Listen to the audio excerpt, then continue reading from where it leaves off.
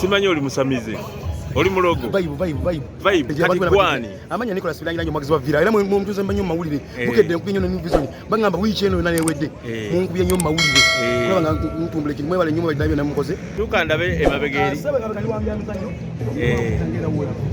Onabawo Bikira Maria wano. Kati entambula zange zonna. Mune kwasa Bikira Maria bwana musajja mukatuliki. Nine dini era sebo nsaba. Era bantu amanya ne bambatiza ne seguya bukedde na museguya tubebaza. Ulanja diti yoga ndongera kuzozo wanza.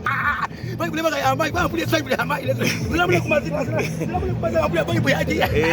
Na bali ya mai. Kama ne banga njoga solo kwa tujoga. Bali banga mai ngati chiri wakulu. Galubindi zoga zivako. Galubindi ya kudemu ko wansi.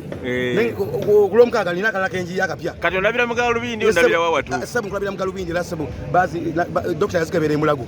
Nanga santi zilaba buchi ya tekati. Nayo le kumuzuli. Enyukuto zilaba ne mukama zilaba. Oli kumuzuli? Ndi kumuzuli. Gwani amanya? Amanya Nicholas Bilangirangi omwagizi wa vira. Uganda gwani erinya? Nze Nicholas Sebufu ni musajja muzirango. Ajja from Texas ya Kamalo College. Obeera wa? Mbeera Nsanja Kevina. Samira sinenga mbeera Lugazi kyagwe saza. Kale fuwa vuvuziranga bo tugenda tulabe. Kale banganya okufuwa ennyo nekangire.